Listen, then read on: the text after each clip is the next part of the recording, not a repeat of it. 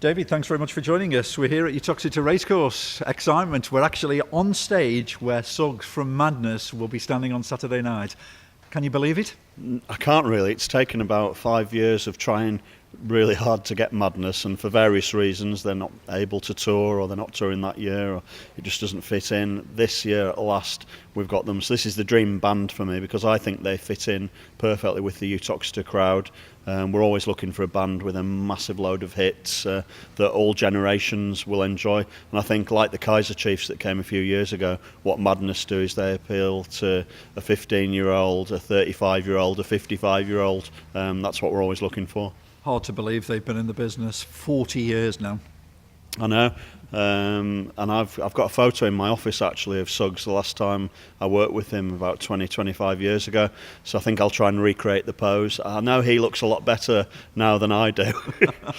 Something to frame on Saturday night, fingers crossed, and get another similar picture, I hope. Yeah, I'm looking forward to meeting the band. I know they'll have a really good time. They're really professional though, so I think it's going to be fabulous working with them again. What attracted you to bring Madness here? Well, as I said, I think it's the massive load of hits that they've had. They're just perfect for a racecourse concert. It's the biggest band that have ever played at Uttoxeter. In the Uttoxeter town. It's a fantastic thing for the area. It's amazing what they've done to the local economy by this concert. Every hotel completely sold out, and the prices of hotels, my word, when we announced Madness, they shot through the roof. But the town will be awash with Madness fans on Saturday, so they'll get a really good day out of it.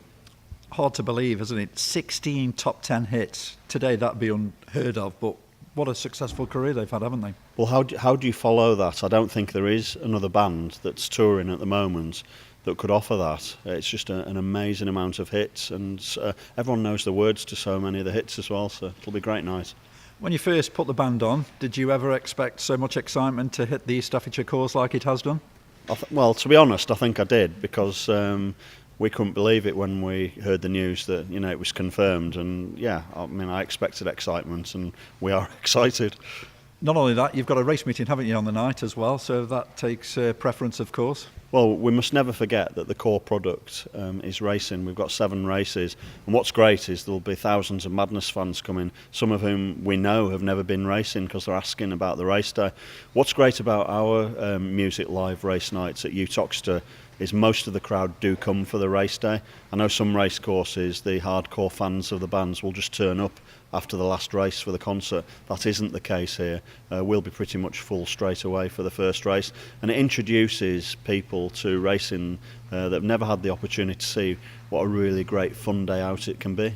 Now, when you started first staging these Music Live nights, did you ever imagine that they would grow to as big as they are today?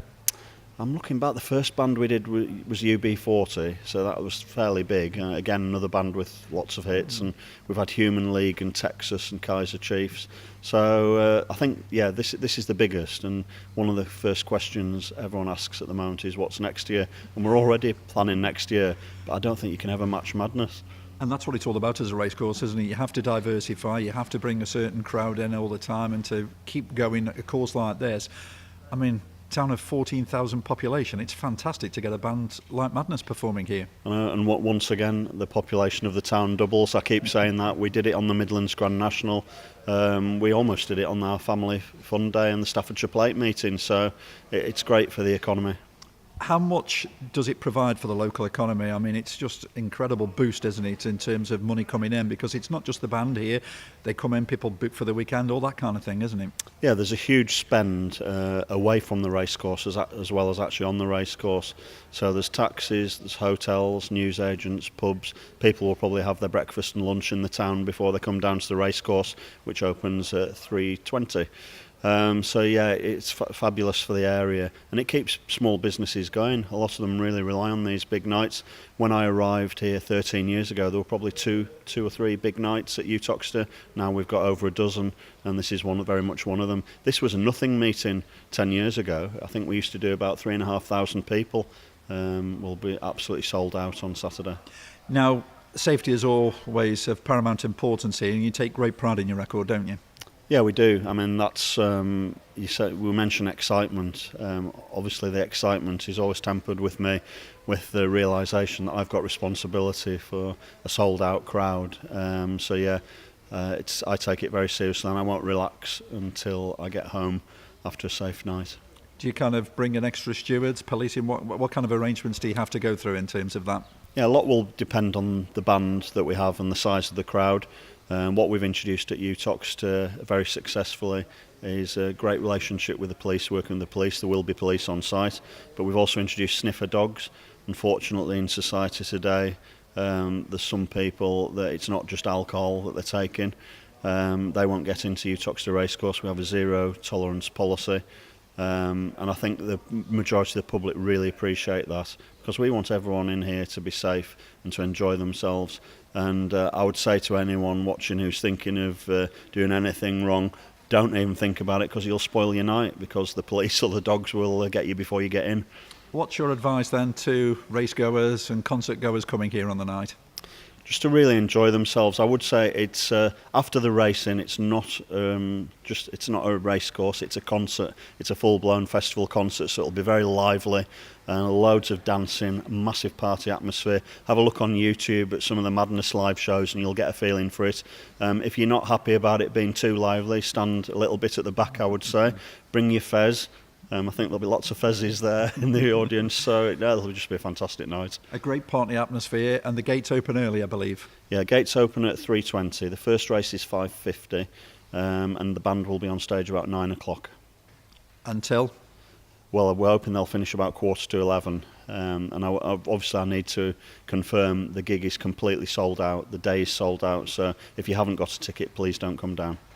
And of course, it's a busy week ahead for you, isn't it? Because you've got another important race day the following bank holiday weekend.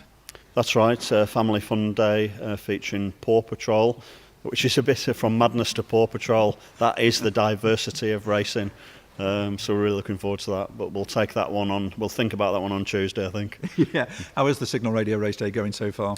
Yeah, well, it's great to be in partnership with Signal once again. The relationship has been amazing, and we'll have thousands of Signal listeners. We hope it's a sunny day. So yeah, we'll be sold out, and having Paw Patrol here is an added benefit. What's your typical day when the concert comes around then? How do you, are you up early and worrying all that kind of thing to be on course on time?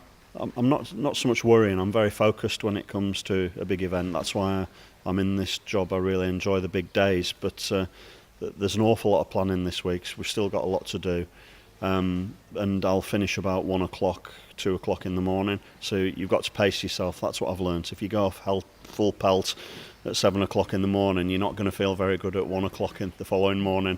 So we have the sound check about 12 o'clock in the afternoon, and then I say gates open at 3 o'clock, but there'll be safety briefings throughout the morning and afternoon. Of all them top 10 hits that they've had, Madness, I'll put you on the spot now. Any particular one that you that stands out for you? That's a really, really tricky question. Obviously, the obvious one is Baggy Trousers, because that's probably the most popular, and that's a bit boring answering that one, I think. But I think what was great about Madness was the videos that went with the songs. So Our House, House of Fun, Baggy Trousers, they were absolutely at the peak. They were the biggest band anywhere, at the peak of their game, and doing brilliantly comedy videos to go with the songs, so can't wait to see them. I actually like Mr. Apples, which is one of their newer ones, more recent ones. I think that's really good. Yeah, well, fingers crossed they'll be playing that on Saturday night, along with the whole host. The great party atmosphere, and I think a lot of people were taken in by their concert on New Year's Eve, weren't they?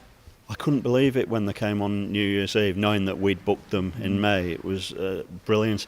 I don't really enjoy those New Year's Eve concerts up to now. When I saw Madness, it was brilliant. What a great way to see in the year, and I thought they were fabulous.